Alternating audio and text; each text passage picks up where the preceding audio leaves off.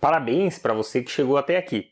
Vimos que o balanço patrimonial é uma demonstração financeira importante que mostra uma foto da empresa em um determinado momento, tudo que a empresa possui em ativos, que são aplicações de recursos, e passivos e patrimônio líquido, que são as origens dos recursos, capital de terceiros ou capital próprio.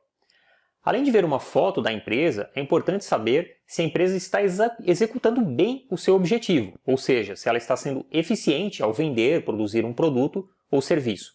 É o famoso lucro ou prejuízo. Assim como o patrimônio, provavelmente você já ouviu falar nessas palavras. Mas sabe o que significa ter lucro do ponto de vista contábil? Qual a diferença entre lucro econômico e lucro financeiro? Vamos detalhar mais esse assunto aqui nessa aula e vamos fazer isso conhecendo o demonstrativo de resultados do exercício, o DRE.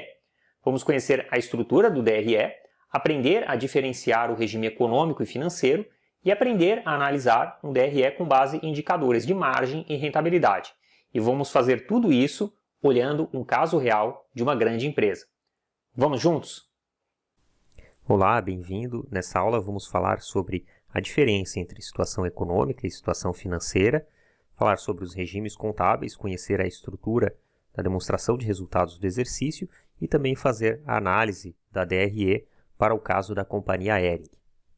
Vimos no balanço patrimonial que as contas que estão dentro do circulante, ativo circulante e passivo circulante, elas dão uma ideia de posição financeira da empresa, ou seja, o que está acontecendo com o recurso que está girando dentro da empresa. Então nós temos, por exemplo, a conta de caixa e equivalentes de caixa dentro do ativo, as contas a receber, clientes que estão pagando a prazo e os estoques que a empresa tem. São as três contas mais comuns dentro do ativo circulante. E dentro do passivo circulante nós temos fornecedores, salários a pagar, impostos a pagar. Então, olhando para esse aspecto, eu consigo entender se a minha empresa ela vai conseguir honrar os seus compromissos financeiros no curto prazo. Será que ela vai ter caixa para fazer isso? Nós vimos, por exemplo, os indicadores de liquidez que vão dar uma boa perspectiva sobre essa situação. Uma outra perspectiva que eu posso ter olhando para o balanço patrimonial é sobre a situação econômica da empresa. E mais adiante nós já vamos entender melhor essa diferença entre o financeiro e o econômico. Mas dentro do balanço patrimonial eu consigo observar essa perspectiva justamente acompanhando a relação que existe entre o capital de terceiros,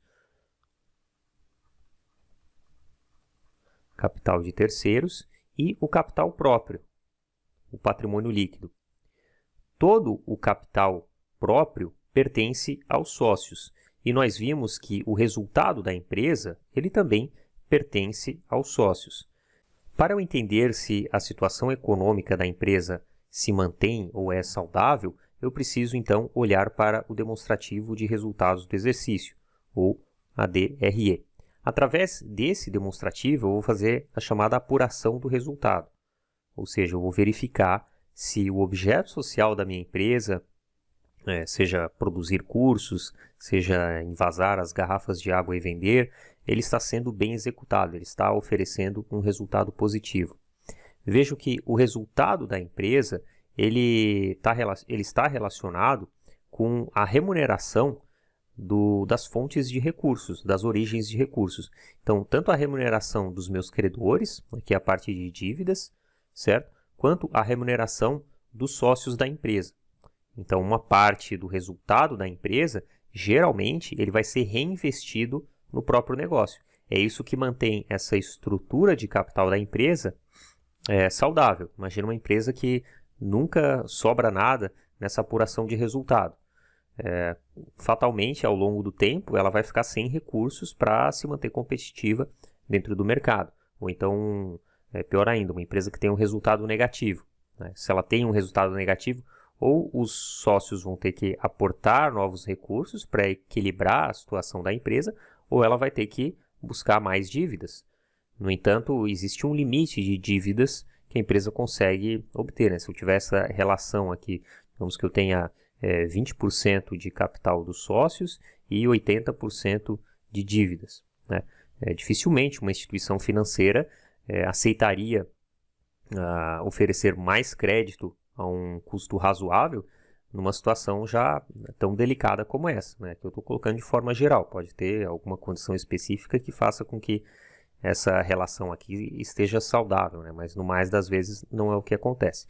Então, essa situação econômica da empresa, ela se mantém equilibrada através do resultado positivo vindo principalmente da operação da empresa, ou seja, a empresa gerando lucros, a empresa gerando resultado positivo e esse resultado sendo reinvestido no negócio, de forma que a empresa possa crescer e manter essa relação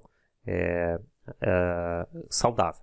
Tá? E uma outra parte do recurso, né, como a gente viu, ela pode ser distribuída aos proprietários, que são os sócios da empresa, e é claro, esse dinheiro ele não fica na empresa então.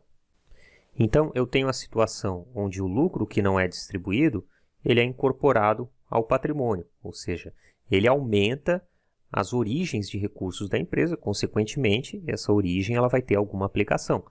Vão ser compradas novas máquinas, vai ser modernizado, vai ser feito um investimento em capital de giro. E o patrimônio líquido ele também pode ser acrescido por aporte dos sócios. Então, pode ser aquela questão que eu comentei de minimizar um problema que a empresa tenha, né, por um resultado negativo, a dívida dela cresceu muito, ela não está conseguindo pagar as suas contas, então o sócio precisa colocar mais recursos. Mas ele também pode colocar mais recursos para expandir a empresa que está saudável. Mas o ponto principal é esse aqui, ó. Se o patrimônio líquido ele apresenta crescimento em proporção menor que o capital de terceiros, durante vários períodos, vários anos, fatalmente a situação econômica da empresa vai enfraquecer. Ela vai ter cada vez mais dívida, cada vez menos capital dos sócios e o risco dela vai ser maior por conta disso. Então, ao fazer a apuração do resultado através dessa demonstração chamada demonstrativo de resultados do exercício, eu preciso compreender a diferença entre o que é o caixa da empresa, ou seja, o regime financeiro, e o que é o regime econômico, ou o regime de competência, que é o utilizado para fazer a apuração de resultado pela DRE. Vamos entender isso em mais detalhes. No regime de caixa ou financeiro, eu estou interessado em somente acompanhar tudo o que entrou e saiu do caixa. Então, quando entra alguma coisa, eu tenho um recebimento de dinheiro, ou encaixe, desembolso, isso tudo são sinônimos para a mesma coisa. Está entrando um dinheiro no meu caixa. E, por outro lado, eu posso ter valores que estão saindo do meu caixa. Mas o que eu quero destacar aqui, entre o regime de caixa e o de competência, ou econômico, é justamente essa diferença de lógica entre eles. Existem várias situações que interferem no caixa, mas que não interferem na apuração de resultado pelo DRE, que é de competência. E faz bastante sentido que seja assim, porque no DRE eu estou interessado em justamente verificar se a empresa ela está sendo competente em executar o seu objeto social. Então, eu só vou considerar uma entrada, uma receita, né? Eu chamo de receita aqui no DRE, que é apurado pelo regime econômico, aquilo que é gerado no exercício, mesmo que eu não tenha recebido. Então, por exemplo, vendas a prazo, elas são consideradas como receita. Então, se eu estou no início de dezembro, digamos que o meu exercício social seja o ano civil fechado. Né? Eu estou no início de dezembro, eu fiz uma venda, mas eu vendi a prazo com 60 dias, né? Mas eu fiz a venda no início de dezembro. Eu vou colocar essa venda, então, na DRE do ano que eu vendi, né? Ou na DRE do ano que eu recebi. Então, o regime de competência, justamente como o nome fala, ele procura designar a qual período, a qual exercício compete aquela venda que eu fiz. Então, compete ao exercício onde houve o fato gerador, onde houve a venda. Então, se eu fiz a venda em dezembro de 2022, por exemplo, eu vou colocar essa venda aqui no DRE, mesmo que eu vá receber só em 2023. Tá? E, por outro lado, quando eu vou olhar para as despesas, esse termo que a gente usa bastante no dia a dia, ele tem um significado bastante específico quando a gente olha para a contabilidade. Né? Então, a definição de despesa, envolve todo o sacrifício incorrido para obter vendas. Então, eu vou verificar as vendas que eu fiz durante um exercício relacionado ao objeto social da minha empresa e eu vou verificar os sacrifícios que precisaram acontecer para eu obter aquelas vendas. E por que a contabilidade usa esse termo sacrifício? Porque ele é diferente necessariamente de uma saída do meu caixa. Existem muitos sacrifícios que não representam saída de caixa. Tá? Então, esse sacrifício, como está aqui, né, ele pode representar saída de dinheiro no ato, no futuro, ou até nunca haverá um desembolso. Pode acontecer essa situação. A gente já vai ver alguns exemplos adiante. Então, se nós pegarmos as regras contábeis lá no CPC, a gente vai ver esses termos aqui. Ó. A entidade deve elaborar suas demonstrações contábeis, exceto para a demonstração do fluxo de caixa, que a gente vai ver na nossa próxima aula, utilizando-se do regime de competência. Então, quando eu olho para o balanço patrimonial, para dois balanços patrimoniais, né, duas fotos, e eu coloco o DRE ali no meio, a demonstração de resultados do exercício, como naquela figura que eu mostrei para vocês, toda essa mudança que acontece tanto no balanço patrimonial, no DRE, e no balanço patrimonial do final do exercício, está relacionado a esse regime de competência. Tá? Então, aqui, ó, definição. O regime de competência, ele reflete os efeitos de transações e outros eventos e circunstâncias sobre reivindicações e recursos econômicos nos períodos em que esses efeitos ocorrem. Então, é aquela questão do fato gerador, né? Mesmo que os pagamentos e recebimentos à vista resultantes ocorram em período diferente. Tá? Isso está lá no CPC 00. Outro parágrafo aqui do CPC. Informações sobre os recursos econômicos e reivindicações e suas mudanças durante o período fornecem uma base melhor para a avaliação do desempenho passado e futuro, do que informações exclusivamente sobre recebimentos e pagamentos à vista. Então, por que é feito dessa forma? Regime de competência, né? Porque entende-se que isso oferece uma base melhor para a avaliação do desempenho passado e futuro. E nós vimos justamente que a contabilidade está interessada em verificar a evolução do patrimônio. Então, qual que é a melhor forma de verificar a evolução do patrimônio? É utilizando esse conceito de regime de competência. Então, vamos pegar aqui um exemplo típico, onde fica fácil de entender essa diferença entre caixa e competência, que é a depreciação. Suponha que eu tenho uma empresa que ministra aulas virtuais. Então, eu preciso comprar um computador para poder preparar o conteúdo, etc. Um computador para fazer edição de vídeos. Digamos que esse computador, eu tenha comprado ele por 10 mil, certo? Então, vamos colocar aqui DRE. E vamos colocar aqui financeiro. Depois, quando a gente vê o fluxo de caixa, demonstração de fluxo de caixa, a gente vai ver que esse aqui é o DFC. Mas, ok, DRE. Então, eu comprei esse computador por 10 mil. Digamos que eu comprei esse computador à vista. Paguei 10 mil lá em 2022. Tá? Nesse ano de 2022, eu também fiz vendas de cursos de 100 mil. Então, fiz vendas de 100 mil. Vamos que eu recebi todas essas vendas. Então, eu vou colocar aqui, também entrou 100 mil em 2022. A questão agora é a seguinte.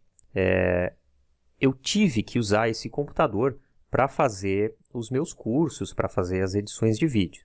Então, o que eu vou colocar aqui em 2022 relacionado a esse computador, que foi um sacrifício, né? Eu sacrifiquei o meu computador para poder fazer essas vendas. Eu usei o computador para elaborar os cursos, né? Então, o que eu vou considerar aqui? Será que eu colocaria esses menos 10 mil aqui? Então, eu teria um resultado de 90 mil, se fossem somente essas contas. Será que seria isso aqui?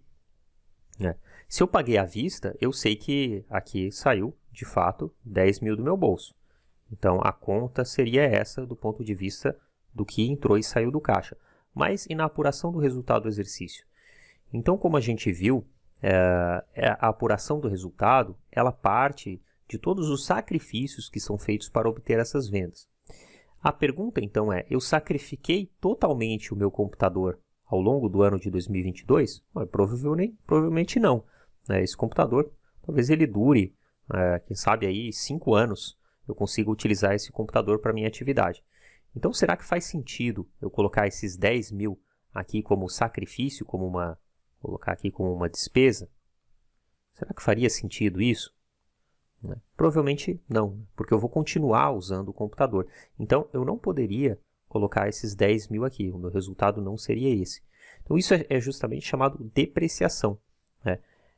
O tanto que eu sacrifico de um bem que eu tenho, no caso o computador, ao longo do tempo. Então, como que eu vou fazer isso? Eu posso considerar que o meu computador tem uma vida útil de 5 anos, e no caso aqui, eu teria como despesa não 10 mil, mas eu teria como despesa justamente o que eu estou depreciando. 10 dividido por 5, então eu vou ter 2 mil. E o meu resultado aqui econômico, pelo regime de competência, ele seria 98 mil. E ao longo dos próximos anos, se eu pegar lá no ano de 2023, ele depreciaria mais 2 mil, e assim sucessivamente, tá? Ao longo da vida útil dele de 5 anos.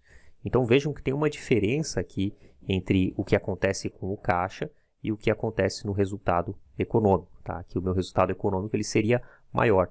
E a depreciação, como a gente viu lá, ela não é uma saída de caixa. Quando que aconteceu a saída? Aconteceu a saída no momento que eu fiz a compra do equipamento à vista. Tá? Mas eu vou continuar considerando esses 2 mil ao longo dos próximos anos, 2023, 2024, 2025, dos próximos 5 anos, eu vou ficar diminuindo 2 mil aqui para chegar no meu resultado. E isso não vai afetar o meu caixa. O meu caixa foi afetado quando eu fiz a compra à vista. Ao longo dos próximos anos, o meu caixa não vai ser afetado. Então, a apuração de resultado, o que define se é lucro ou prejuízo, ela segue essa lógica de competência. Então, eu tenho alguns itens que não afetam o meu caixa. E, por outro lado, o meu caixa aqui diminuiu muito. Então, eu posso ter situações em que o meu caixa ele aumentou muito, mas o meu resultado foi ruim. Eu posso ter situações em que o meu resultado aumentou muito, mas o meu caixa diminuiu. Tá? E isso é importante, justamente por isso que eu tenho duas demonstrações. Uma para olhar para o resultado econômico e outra para olhar para o que aconteceu com o caixa. Então, voltando, aquilo que a gente viu lá na aula de balanço patrimonial. O objetivo é registrar as mudanças do patrimônio segundo o regime de competência. Isso está na lei. Por quê? Porque assim entende-se que é melhor de justamente acompanhar as mudanças que aconteceram na entidade. E aí a gente vai ver que o resultado ele tem um reflexo no patrimônio da empresa. Então, embora ele seja apurado à parte do balanço patrimonial, é uma outra demonstração chamada DRE, ele afeta o patrimônio da empresa. Toda a operação de receita e despesa, ela vai ter um reflexo no balanço, aumentando ou diminuindo ativo, passivo e patrimônio líquido. Um dos objetivos de apurar o resultado em um relatório separado é justamente apresentar um resumo ordenado de toda a receita e despesa. Então, eu vou poder fazer uma apreciação mais objetiva aí das contas de resultado. Mas se eu fosse fazer um balanço patrimonial todo dia da minha empresa, ele estaria mudando todo dia. Claro que na prática não se faz isso, mas tudo que vai acontecendo do ponto de vista de vendas, de gastos que eu faço, vai tendo impacto no meu patrimônio. Então, vamos ver um exemplo para isso ficar mais claro. Vamos supor uma empresa então, que tem um caixa de 100 e ela tem imobilizado de 100. E ela aqui tem somente capital dos sócios em 200. Então, os dois lados têm que dar igual, 200 e 200. E aí vamos ver o que teve de resultado nessa empresa. Ela prestou serviços e recebeu 20. Ela pagou salários de 10 e o resultado foi positivo em 10. Dado, então, essa apuração de resultado que nós vimos, qual que seria a mudança no patrimônio que aconteceu? Então, a empresa vendeu esses 20. Digamos que ela tenha vendido a prazo. Como ela teve o fato gerador naquele exercício social, independente se ela recebeu ou não, vai afetar o DRE. Qual que é o impacto no patrimônio da empresa? Vai gerar uma conta lá de duplicatas a receber. Então, vai aparecer 20 aqui, contas a receber que eu tenho dos meus clientes. Ela pagou os salários, teve aqui salários de 10. Digamos que ela tenha de fato pago esses salários. Onde é que vai afetar? Vai afetar o caixa, que era de 100, e agora ele diminuiu para 90. Então vejam que tudo que acontece na DRE tem um impacto no patrimônio. E por fim o resultado de 10. Ó, onde é que vai aparecer? Lucros acumulados da empresa. De novo, esses dois lados eles têm que bater. Então deu certo, 210 e 210. Agora vamos ver um exemplo um pouco mais elaborado, de novo para entender essa relação entre o balanço patrimonial e a DRE. Aqui eu tenho vários eventos contábeis, como a gente fez no exercício de balanço patrimonial, só que agora eu tenho uma apuração de resultado também. Então vamos ver o que acontece. É constituída a empresa limitada com um capital de 10 milhões, que é totalmente integralizado. 6 milhões foram integralizados em moeda e 2 milhões em móveis e utensílios, e os outros 2 milhões em material de expediente. Então, os sócios da empresa podem fazer isso. Eles abrem a empresa e o capital social da empresa, o sócio não precisa colocar o dinheiro efetivamente lá. Ele pode colocar um imóvel, um automóvel, ou aqui, como ele diz, um material de expediente. Como é que ficaria, então, a situação da empresa nesse momento? Bom, eu tenho aqui um capital de 10 milhões, né, do patrimônio líquido, e do lado do ativo, eu tenho caixa e bancos em 6 milhões, ou seja, os sócios aportaram 6 milhões em dinheiro, 2 milhões em material de expediente e 2 milhões em imobilizado, né? Então, eu estou considerando que esse material de expediente é uma espécie de estoque que a empresa vai consumir ao longo do tempo para fazer o seu produto, prestar o seu serviço. Aqui, para fins didáticos, eu estou colocando o resultado dentro do patrimônio líquido, porque como a gente viu, ele vai afetar, no final das contas, ele vai afetar diretamente o capital dos sócios, ou uma reserva de lucros. Então, eu estou colocando para fins didáticos ele aqui dentro, mas a gente já viu que ele é um demonstrativo separado. Tá? Então, vamos ver. No dia 6, a empresa acaba de prestar serviço a um cliente e cobra 2 milhões por eles. O cliente paga 1.000 e fica devendo o restante. Então, vamos ver o que acontece. Bom, o cliente pagou 1.000. Então, eu sei que entrou dinheiro no caixa. Desculpa, pagou 1 milhão. Entrou dinheiro no caixa. O meu caixa, que era de 6 milhões, ele aumentou para 7 milhões. O outro 1 milhão, ele ficou devendo, ou seja, ele vai pagar mais adiante. Então, eu tenho contas a receber aqui de 1 milhão. Então, vejam que eu aumentei esse lado do ativo. Qual que é a contrapartida do outro lado? A contrapartida ela vai começar a partir do momento que eu começo a apurar o resultado. Eu tenho 2 milhões de vendas. Então, se eu for contabilizar aqui o total do ativo e o total do passivo mais patrimônio líquido, considerando já o início da apuração do resultado, esses dois lados eles vão bater novamente. Então vejam que o fato de eu ter recebido 1 milhão e ter contas a receber de 1 milhão, justamente é as receitas do serviço que eu prestei. Lá no dia 15, a empresa presta serviços para outros clientes, cobrando 2 milhões por eles e recebendo somente a metade. Então ela recebeu 1 milhão e vai ter mais contas a receber. Vamos ver lá no dia 15, recebeu mais 1 milhão, agora ela tem 8 milhões em caixa e o contas a receber aumentou em 1 milhão de novo. Aqui é a mesma coisa, só que receitas aumentou mais 2 milhões. Tá? Então, semelhante ao que aconteceu no dia 6, total do ativo, passivo mais patrimônio líquido, vai bater novamente. No dia 21, ocorre novo aumento de capital social, em 2 milhões integralizado em moeda. Então, vamos ver lá no dia 21, ó, o capital social, que era de 10 milhões, aumentou em 2 milhões. Os sócios colocaram mais dinheiro, o caixa aumentou em 2 milhões porque ele diz que foi integralizado em moeda.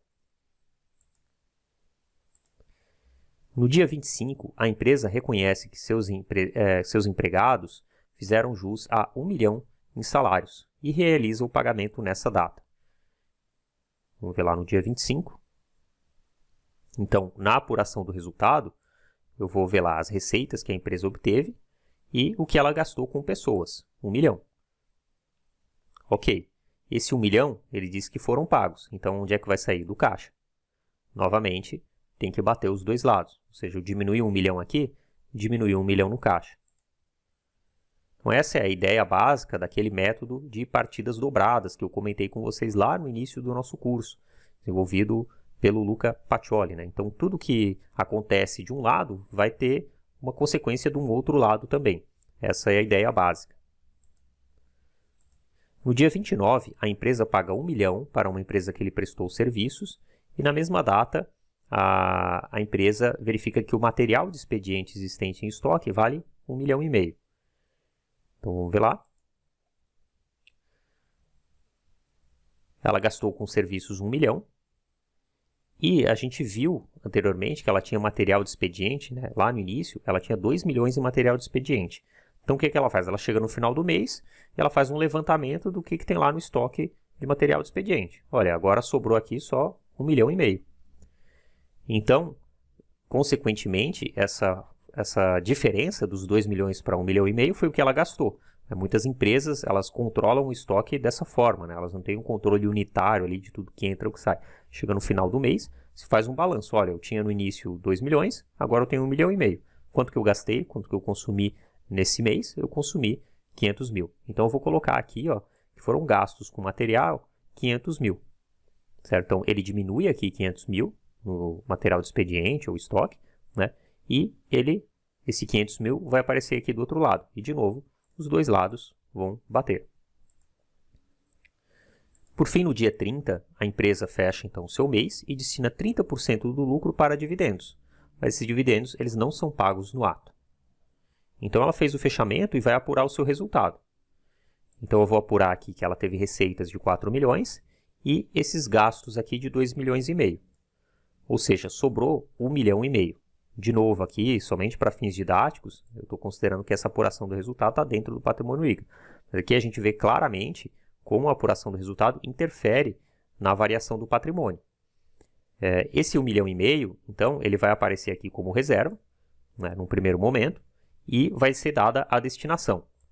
A empresa diz que vai destinar 30% desse 1,5 milhão para o pagamento de dividendos, mas ela não vai pagar no momento.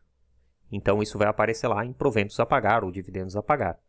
Ou seja, ela tem uma dívida com os sócios, um dinheiro que ela deve pagar aos sócios, que já foi determinado, mas que não foi pago ainda. E a reserva de lucro justamente vai ser a diferença. Então, mais uma vez, aqui teve uma mudança nas contas, né? Mas eu tenho que os saldos permaneceram iguais. Tá? Então, lá do dia 1, desde a abertura da empresa, onde o total de ativo era 10 milhões, até o final do mês, onde o total de ativo foi 13,5 milhões, houveram todas essas modificações de patrimônio na empresa, que ocorreram devido ao fato da empresa estar realizando as suas atividades no dia a dia. Aqui fica bem claro também como essas contas do circulante, como a gente viu, elas estão sempre girando. Todo fato, evento que acontece na empresa faz com que ocorram mudanças nessas contas de circulante. O imobilizado não alterou-se em nenhum momento. Então, entendido esse conceito, a gente volta para aquela nossa figura inicial, onde nós temos um balanço patrimonial, o patrimônio da empresa, nós temos um período onde é apurado o resultado, e a gente já viu que isso é feito pelo DRE, que é o regime de competência. E então, nós temos um patrimônio no final do período, que ele é impactado por qualquer evento relacionado à apuração de resultado, mas que na prática, como a gente vê a demonstração separada, o DRE separado, a gente vai ver uma consequência aqui de mudança na estrutura de capital da empresa. Porque a empresa ela tem um resultado e esse resultado os sócios vão determinar que uma parte vai acabar sendo reinvestido aqui, né? Então ele vai aumentar esse capital social e, consequentemente, vai ter um impacto aqui também. Os sócios vão fazer alguma coisa com esse dinheiro, vão comprar mais máquinas, vão deixar o dinheiro no caixa, enfim, eles vão dar um destino para isso também. Bom, agora que nós já tivemos essa compreensão básica sobre a diferença entre regime de caixa e o regime econômico, e a gente viu que o regime econômico ele é o que é utilizado para a apuração do resultado ou verificar essas alterações no patrimônio, a gente pode entrar em mais detalhes e ver o que tem exatamente dentro dessa apuração do resultado pelo DRE. Então, lá no DRE, basicamente, a gente vai ter receitas, que são aumentos nos ativos ou reduções nos passivos, que resultem em aumentos no patrimônio. Então, a definição lá do CPC, ela está sempre relacionada às variações no patrimônio. Eu tenho falado aqui, a receita é aquilo que a empresa vendeu, que ela recebeu, mas isso tem um impacto no patrimônio. Então, dentro da contabilidade, a gente sempre vai ver essa relação com a evolução do patrimônio, tá? E da mesma forma, despesas. Então, são reduções nos ativos ou aumentos nos passivos, porque essas são as consequências. Eu tenho uma despesa, ou tenho uma redução no ativo, ou tenho um aumento no passivo. Essa contrapartida, ou essa partida dobrada, tá? Mas a gente vai ver, então, os detalhes, o que são cada uma dessas contas dentro do DRE. E aqui um ponto de grande atenção. A gente vai trabalhar com o modelo de DRE correspondente a uma empresa que é optante pelo regime do lucro real. Tá? As empresas que são optantes pela tributação simplificada, ou simples, ou lucro presumido, elas têm uma estrutura de DRE um pouco diferente. Tá? Porque essa opção de tributação ela vai aparecer dentro da estrutura da DRE lá no início da DRE, deduções da receita ou simples nacional. Porque esse tributo, geralmente, ele é cobrado sobre a receita, sobre as vendas da empresa, tá? Mas quando a gente tem a apuração pelo regime de lucro real, que é utilizada pelas grandes empresas de capital aberto, a gente vai ver o tributo aparecendo só aqui no final, como a gente vai verificar agora na sequência. Então, essa aqui seria a estrutura básica de uma demonstração de resultados do exercício. Eu vou ter todas essas contas aqui. Começo com a receita bruta, depois eu tenho deduções dessa receita bruta, vou chegar na minha receita líquida de vendas. Tá? Então, esse aqui menos as deduções, eu vou chegar na receita líquida de vendas. Menos os custos, eu vou chegar no meu resultado bruto. Menos as despesas de operação, eu vou chegar no meu resultado antes do meu resultado financeiro. Menos receitas ou despesas financeiras, eu vou chegar no meu resultado antes dos impostos. Menos os impostos, aí sim eu chego no meu lucro líquido, né? Eu espero que seja um lucro, mas o termo correto é resultado. Se o resultado é positivo, eu tenho lucro. Se o resultado é negativo, eu tenho prejuízo. Geralmente a gente fala em lucro, né? Porque a gente espera que o resultado seja positivo. Então, existem pronunciamentos contábeis que são específicos para cada um desses itens do DRE. Claro que a gente não vai entrar nesse detalhamento, mas eu vou trazer alguns exemplos aqui para vocês entenderem melhor, depois no estudo de caso também. Então, a gente vai ver lá, por exemplo, um CPC que vai falar sobre a receita de contrato com o cliente. Olha, quando que eu vou registrar no meu DRE como receita? Aí tem N situações que podem acontecer. Olha, eu fiz a venda e eu já entreguei o meu produto, mas o cliente ele vai pagar a prazo. Eu fiz a venda, mas eu não entreguei ainda. Ou então uma empresa que é do setor imobiliário. Então, tem situações específicas que a regulação contábil ela precisa lidar com essas situações. Por isso que existem essas regras para determinar isso. Então, se a gente pegar o caso da companhia Hering, por exemplo, a gente vai ver lá nas notas explicativas, né, o auditor vai falar receita operacional de venda de bens. Então, a gente pode ler aqui os detalhes. Eu destaquei, por exemplo, esse trecho aqui. Ó, a receita operacional das lojas próprias ela é reconhecida após o faturamento e entrega da mercadoria ao cliente. Então, esse é o momento. Faturamento e entrega da mercadoria ao cliente. Por que é feito dessa forma nesse caso? Porque a regra contábil permite e diz que deve ser feito assim. A companhia monitora ainda o prazo de entrega das mercadorias aos clientes e procede aos ajustes na receita operacional quando necessário. Caso seja provável que descontos serão concedidos e o valor possa ser mensurado de maneira confiável, então o desconto é reconhecido como a redução da receita operacional conforme as vendas são conhecidas. Então, esse é um ponto aqui que a regulação contábil ela vai determinar, né? Se eu dou descontos, como que eu vou tratar esse desconto? Ele diminui a receita, ou ele é uma despesa, ou ele é um custo? Como é que vai entrar esse desconto? Então, isso é todo um detalhamento que não cabe aqui a gente se aprofundar tanto, mas para vocês terem uma ideia de que é feito dessa forma, né? Existem muitas regras ali que devem ser respeitadas, por isso que tem um profissional exclusivo para olhar para isso. Vamos pegar aqui o caso de uma construtora. Tá? Isso aqui é uma construtora, uma empresa de capital aberto, listada lá na Bolsa de Valores. E nesse caso da empresa, vejam que o método é diferente. As receitas de vendas são apropriadas ao resultado utilizando o método percentual de conclusão, o POC, tá? De cada empreendimento. Então, é receita por empreendimento. Se a empresa tem lá 10 prédios em construção, ela vai olhar esse critério por empreendimento. Esse percentual ele é mensurado em razão do custo incorrido, tá? Em relação ao custo total orçado do respectivo empreendimento. Então, como é que a empresa reconhece a receita? Ela começou a construir e vendeu lá um apartamento na planta. Tá? Aí ela faz uma projeção de quanto que vai custar para erguer aquele prédio.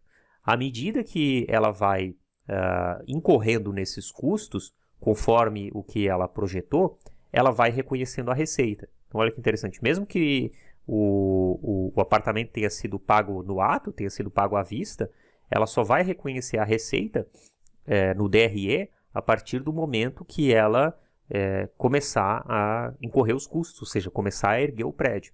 Tá? Então, no caso desse tipo de empresa, eu posso ter diferenças significativas entre o fluxo de caixa e o DRE da empresa. Né? Bem interessante esses casos específicos.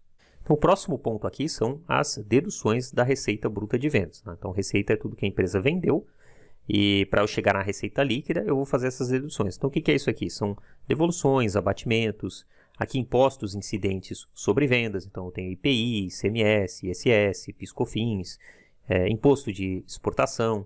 Tá? Então, são todas deduções para eu chegar na minha receita líquida de vendas. Em muitos casos, se eu abro um DRE de uma empresa, eu já vou, ela já vai dar o número aqui direto da receita líquida de vendas. Tá? Porque isso aqui é o que de fato a empresa recebeu, o que é dela. Né? Então, o ICMS, por exemplo, ela recolhe lá o tributo, mas é um tributo que, na verdade, ele está dentro de uma cadeia ali, né? Não é ela exatamente que está pagando ou que está recebendo aquele ICMS. Então, isso é feito dessa forma. Aqui tem todo um detalhamento, uma questão tributária, uma questão de entender o que é devolução, o que é abatimento, tem toda uma definição maior aqui, tá? Mas que para nós, por enquanto, ela não é importante. Tá? Então, a ideia aqui é que a receita líquida de vendas é tudo que a empresa vendeu e que, de fato, ela vai receber, ela espera receber em algum momento. Tá? Eu vou chegar nos meus custos. Então, custos são itens que podem ser diretamente relacionados à prestação de serviço, produção ou venda do produto. Então, um exemplo é energia numa máquina de produção. Exemplo clássico. Tá? Então, a diferença entre custo e despesa é melhor entendida dessa forma. Né? Tudo aquilo que eu consigo vincular diretamente à produção do meu produto, eu vou chamar de custo. Tá? Aquilo que são gastos acessórios para que eu possa produzir, eu vou chamar de despesa. Então, uso de energia. Né? Eu tenho uma energia que é utilizada, é consumida pela minha máquina. Isso é custo. Eu tenho uma energia que é utilizada pela minha sede administrativa. Isso é despesa. Tá? Então, tudo que está relacionado à produção, ou prestação de serviço, eu vou chamar de custo, e o que não é, eu vou chamar de despesa. Esse seria o conceito mais geral, aí, mais fácil de entender. Então, despesas são os gastos com administração, vendas e outros, tá? Que eventualmente pode incluir itens não recorrentes também. Então, eu tenho lá um prédio e pegou fogo, eu recebi um dinheiro da seguradora. Poxa, onde é que eu vou colocar aquele dinheiro do ponto de vista de apuração do resultado? Então, ele pode entrar aqui como despesa, como um item não recorrente. Então, pode ser até um valor positivo aqui. Tá? Isso pode acontecer. E aí eu vou chegar na parte financeira da empresa. Então, aqui eu tenho recebimento e pagamento de juros. Eu tenho uma parte aqui de variação cambial, derivativos. Tá? Então, não é necessariamente só o que eu estou pagando de juros. Eventualmente, eu posso ter aplicações financeiras e eu estou recebendo juros. Então, eu posso ter um impacto positivo aqui desse lado financeiro. É claro que eu espero que o resultado da minha empresa ele seja sustentável na operação dela, né? Que não venha que o lucro líquido dela, né, o resultado no final, ele tenha como maior impacto a operação da empresa, e não questões financeiras ou questões não recorrentes, como esse exemplo do seguro que eu mencionei anteriormente, né? Eu espero que a empresa seja saudável se ela, ao longo do tempo, tem uma boa operação. E aí, como eu falei, se eu estou apurando pelo regime do lucro real, aqui no final da DRE vão aparecer os impostos. Tá? Então, basicamente, é o imposto de renda e a contribuição social sobre o lucro líquido. Tá? E aí, existe aqui dentro, podem aparecer os termos corrente e diferido, e isso basicamente acontece porque eu tenho situações que são diferentes no que o fisco considera que pode ser feito e no que a contabilidade considera que pode ser feito. Então isso gera uma diferença entre o que eu apuro ali no meu resultado, na variação do patrimônio, e o que eu estou fazendo do ponto de vista fiscal. A gente também não vai entrar em muitos detalhes nisso, mas existe um livro específico chamado Livro de Apuração do Lucro Real. Tá? Então, nesse livro vão aparecer justamente essas diferenças que acontecem entre o critério fiscal e o critério contábil. Tá? Isso pode gerar esse imposto diferido.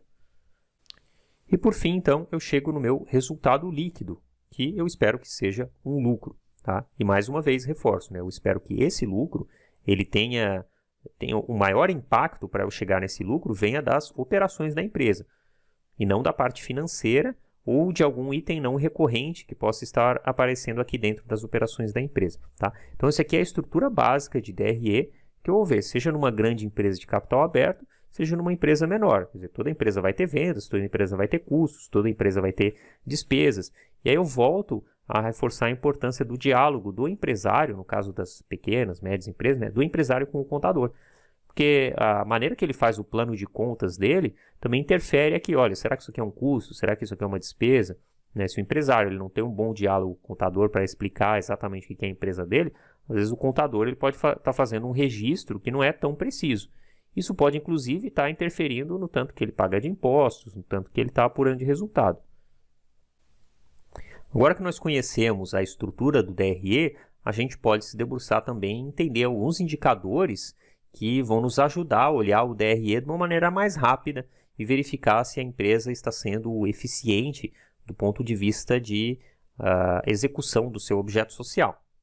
Um primeiro indicador muito conhecido relacionado com aquele aspecto que eu comentei anteriormente do resultado operacional, de observar o resultado operacional da empresa, né? Ou seja, aquelas coisas que não são impactadas pelo resultado financeiro e outras coisas mais, é o chamado EBITDA, tá? Ou EBITDA. Então, geralmente se utiliza esse termo em inglês mesmo, o termo em inglês seria LAGIDA, tá? E em inglês é Earnings Before Interest, Tax, Depreciation and Amortization. Então, é lucro antes de juros, impostos, depreciação e amortização. Eu não dei detalhe aqui sobre a amortização, mas basicamente o conceito é muito parecido de depreciação e amortização. Tá? Então, a ideia aqui é verificar o que seria esse resultado operacional da minha empresa. Tá? Esse indicador ele ficou bastante conhecido ali por volta da década de 80, especialmente lá nos Estados Unidos, porque eventualmente algumas empresas elas tinham um resultado financeiro muito ruim, porque elas estavam muito endividadas, mas a operação dela estava boa.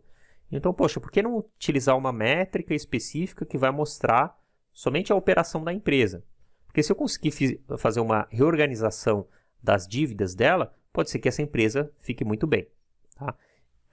E aí isso se popularizou. Então, o uso desse indicador chamado EBITDA.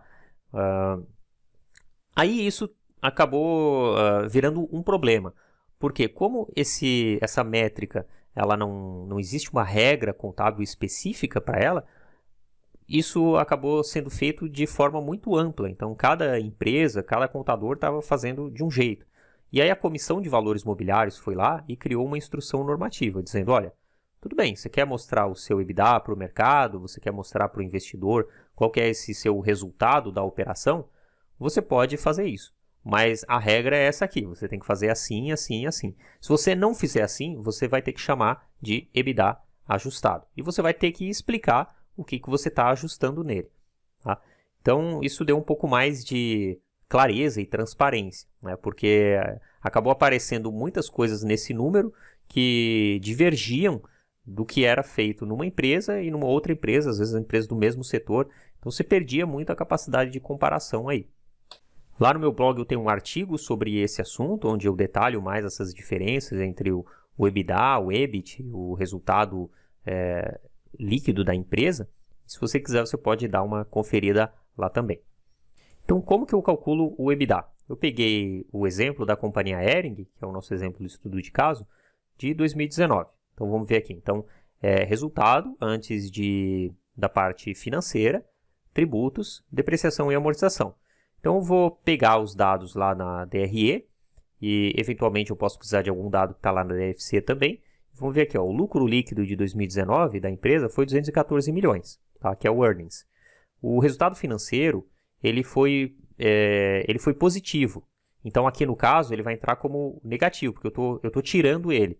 Tá? Então, o interest, o resultado financeiro, foi de 32 milhões. A empresa recebeu juros de 32 milhões. Então, como é antes desse recebimento, aqui ele vai entrar como valor negativo. Tá? A parte de impostos, como eu falei, tem impostos correntes e diferidos, né? Aqui a gente não entra no detalhe. E aqui também um efeito positivo ou negativo dessa parte dos impostos. E a gente tem a depreciação e amortização. Então, no caso da companhia Hering, foi de 88 milhões. Tá? Então, é antes de depreciação e amortização. Aqui foi um valor negativo, né, de depreciação e amortização. Então, eu vou somar de volta. Então, eu vou pegar o meu lucro líquido e somar todos esses caras aqui. Tá? Então, o EBITDA da companhia Hering, ele foi esse valor aqui em 2019 de 264 milhões. Tá? Mais adiante, a gente vai ver o fluxo de caixa. Lá no fluxo de caixa, eu consigo verificar o que a empresa recebeu de fato nas operações, ou seja, o que os clientes pagaram para ela. Então, tem uma maneira de fazer isso, que a gente vai ver mais adiante, mas esse aqui é um indicador muito utilizado, que é a conversão de caixa. Porque o EBITDA não é necessariamente um dinheiro que a empresa vai receber, é uma perspectiva de resultado operacional da empresa. Porque a gente sabe que o DRE ele segue o regime de competência. Então, a empresa pode ter feito muitas vendas a prazo, ela ainda não sabe se ela vai receber, mas aquilo ali já aparece no DRE. Então, se eu uso o DRE para calcular esse indicador do EBITDA, e é assim que é feito, né, eu não tenho como afirmar que esses 264 milhões entraram de fato no caixa da empresa. Tá? Mas eu posso ver isso lá no DFC, quanto que entrou de fato no caixa da empresa de dinheiro proveniente da operação. Tá? Mais adiante a gente vai falar mais sobre o demonstrativo fluxo de caixa. Mas se eu pegar esse dado aqui, que foi 285 milhões, eu posso calcular justamente a conversão de caixa, que é comparar esses dois. Então, conversão de caixa foi 108%. A Hering converteu em caixa 108% do EBITDA. E aí tem algumas coisas que podem explicar isso, a gente não vai entrar no detalhe por enquanto desse assunto. Bem, agora que já vimos o EBITDA ou EBITDA, entendemos a sua relação com a demonstração de resultados do exercício, podemos voltar àquela nossa lista onde nós vimos a sequência para análise das demonstrações. Então, a gente viu o balanço patrimonial, os itens relevantes do balanço patrimonial. Agora nós conhecemos em mais detalhes a demonstração de resultados do exercício e vamos seguir na sequência. A gente fez a análise vertical e horizontal do balanço patrimonial, onde a gente pôde entender aqueles itens mais relevantes já comentados anteriormente. Agora a gente vai fazer a mesma coisa para o demonstrativo de resultados do exercício.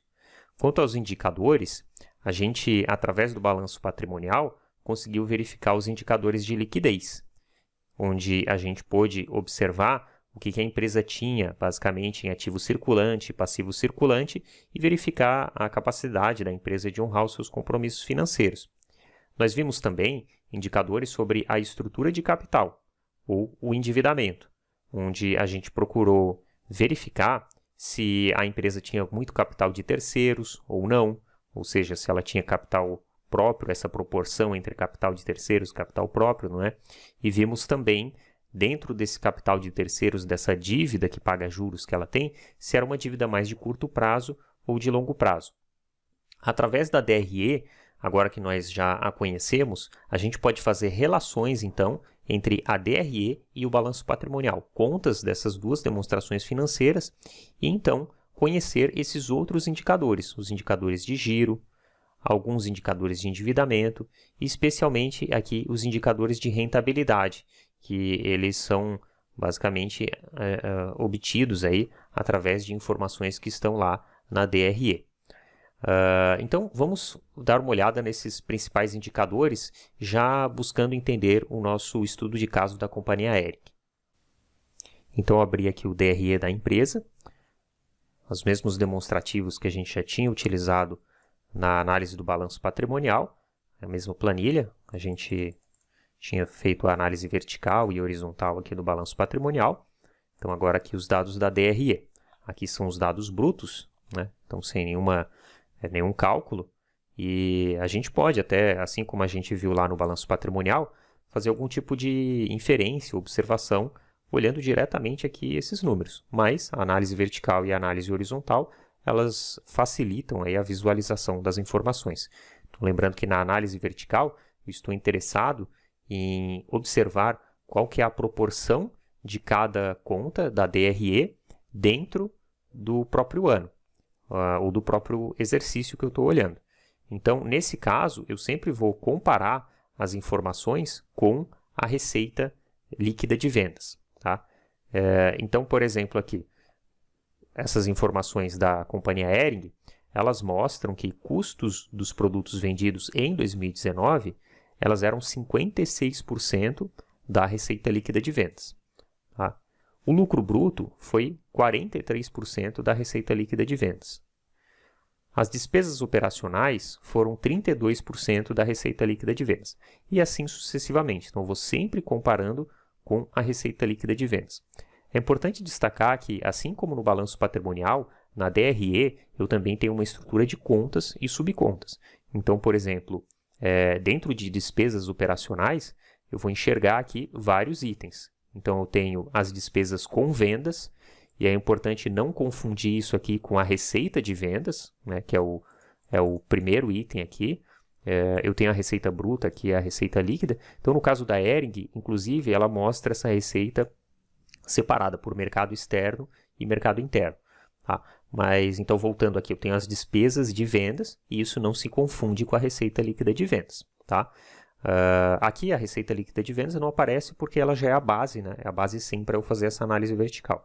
Então, lá dentro de despesas operacionais, eu tenho vendas, eu tenho aqui uma perda pela não recuperabilidade de ativos. Eu não vou entrar no detalhe aqui desse item contábil, mas a gente vê que ele é pouco representativo. Tá? Então, essa é uma das vantagens da análise vertical. Rapidamente, batendo o olho, eu já vejo quais que são aqueles itens de gastos, né, custos ou despesas, que são mais representativos em relação à receita. Então, aqui o que mais que eu tenho? Depreciação e amortização, a gente já teve uma ideia lá do que é. Tá? Não chega a ser tão representativo, mas aqui 4, 5%. Tá? Vamos ver o que mais que tem aqui. A parte de resultado financeiro. Então, olha só que interessante. Depois que a empresa paga todos os seus custos e todas as suas despesas, eu vou chegar no lucro ou prejuízo antes das receitas e despesas financeiras. Tá? Então, em relação à receita líquida, o que sobrou aqui foi 11%. Ou seja, para cada 100 que a empresa vende, depois que ela paga os seus custos, depois que ela paga as suas despesas, sobra R$ 11,04. Tá? E vejam claramente aqui uma tendência de decréscimo.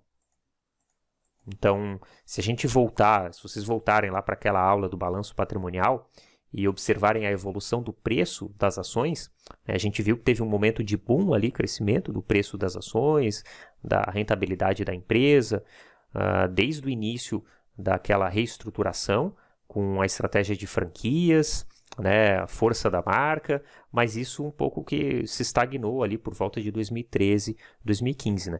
E é justamente onde eu observo aqui uma grande queda nesse resultado da operação, ou seja, o resultado que sobrou depois que eu tirei custos e despesas, como eu comentei com vocês. Né? Tem o resultado financeiro? Tem. Vamos ver o que acontece aqui. Ó. É resultado financeiro. Então, essa é uma empresa que ela tem bastante dinheiro em caixa, a gente viu lá que ela tem pouca dívida, ela tem bastante dinheiro em caixa, e esse dinheiro que ela deixa em caixa, ela acaba tendo um rendimento em cima desse recurso.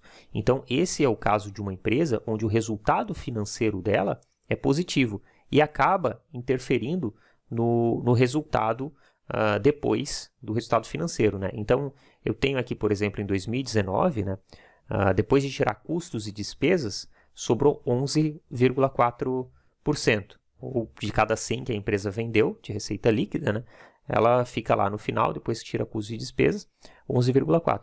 Depois do resultado financeiro, esse valor aumenta, 13,5%, justamente porque o resultado financeiro adicionou aqui para a empresa. A Hering, ela tem como atividade financeira a sua atividade principal? Não. Né? Então, eu tenho que tomar cuidado aqui.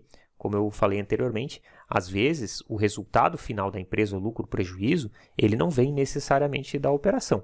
Aqui não é extremamente significativo, mas em algumas empresas pode ser bastante significativo, né? O resultado não está vindo da operação, está vindo de uma questão financeira, quando, é claro, o objeto social da empresa não é obter resultado financeiro, né? Diferente de uma instituição financeira, essa sim vai ter a sua operação essencialmente financeira.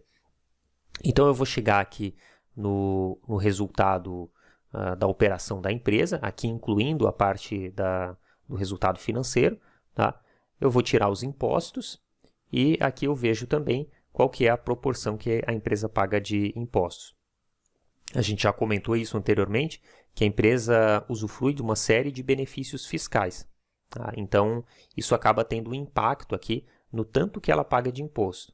E eu vejo que em 2019, por exemplo, aconteceu alguma situação, olhando aqui, né, que fez com que ela tivesse um impacto positivo do ponto de vista dos impostos sobre o resultado. Então, vejo que aqui subiu mais um pouco o que sobra, para 13,9%. Tá? Em algumas empresas isso acontece, não é tão comum, e mesmo na Hering, se a gente pegar em anos anteriores, né, a gente vai ver, por exemplo, que 2012 até 2014, ela tinha um impacto aqui negativo do imposto, que é o normal de acontecer. Mas, eventualmente, a empresa pode ter benefícios fiscais que geram esse tipo de situação, ou pode ser uma situação atípica também, uma revisão de um tributo, uma contribuição que entendeu-se que o fisco fez a cobrança errada. E aí isso acaba voltando retroativo, em algum momento aparece no resultado da empresa, mas também é uma situação não recorrente. Então, lendo as notas explicativas, todas as informações que a empresa disponibiliza, os auditores disponibilizam, é possível entender em mais detalhes todos esses pontos. Tá? A gente não vai se aprofundar tanto aqui. Mas aqui vimos então na análise vertical que eu consigo observar claramente aquelas contas que são mais importantes. Tá? Se eu olhar para a análise horizontal, né, então a análise horizontal, eu vou verificar a variação das contas ano a ano. De certa forma, como na análise vertical a gente tinha ali ano a ano, a gente tinha uma ideia disso, tá? Mas aqui fica um pouco mais fácil de ver. Então, se eu pegar, por exemplo, receita líquida, ó, aquilo que a gente viu lá, de 2011, até voltar um pouco antes aqui, ó, 2009, olha só que interessante. 2008, em relação a 2007, a empresa cresceu receita líquida quase 40%. Ó. O grande crescimento que a empresa teve, aquele salto que a empresa deu em relação à aplicação daquele novo modelo de negócios dela. Isso aqui é muito relevante, né? A empresa cresceu a receita, cresceu as vendas quase 40% durante 4 anos. Então, o efeito composto disso é muito grande. Né? Se eu pegar aqui os valores absolutos, né? Deixa eu voltar aqui. Ó, a empresa saiu de uma receita líquida de 500 milhões para uma receita líquida de quase 1,5 bilhões. Né? Então, ela cresceu muito, 40% ao ano. E aí, ela parou de crescer ou começou a crescer menos. Né? Então, é justamente mais ou menos nesse momento aqui em que a gente vê aquela estagnação no preço das ações da empresa. E depois ela começa a declinar. Por que ela começa a declinar? Porque esse crescimento, embora houvesse um crescimento, né, formou-se uma expectativa do investidor ou do mercado de que a empresa continuaria crescendo de forma muito forte. Né? E isso acabou não acontecendo. Então, é interessante observar, né, que o preço das ações ele acaba estando relacionado a isso que vai acontecendo no resultado da empresa e essas expectativas que os investidores vão formando. Agora, a partir de 2014, ali 2015, é quando a gente começa a ver o maior declínio no preço das ações, aí de fato a empresa ela não só não estava conseguindo crescer, como estava tendo uma perda nas suas vendas. Então, ela começou a vender menos ano a ano. Né? E ela vem sofrendo aí com essa questão desde 2013 até 2019. Então, a empresa entrou numa fase de estagnação aí de receitas. Tá? E aí eu posso observar aqui também, e aqui a análise vertical vai me ajudar bastante, eu vou observar que qual foi a evolução de custos. Ó. Então, por exemplo, de 2013 para 2014, enquanto a empresa praticamente não cresceu nada, custos cresceram 2,5%. Bom, mas crescimento de 2,5% parece pouco. Só que como a magnitude dos valores é muito grande, isso lá no final, no resultado da operação ou no lucro líquido, acaba tendo um impacto muito significativo. Então, pequenas variações de custos, né, como a gente viu aqui na análise vertical, custos representa em torno de 50%, 60% da receita líquida. Então, 2% desses 60% é muita coisa. Tá? Então, se a receita líquida permaneceu estagnada, mas custos subiu 2,5%, isso acaba tendo um impacto bastante grande na sequência das contas. Tá?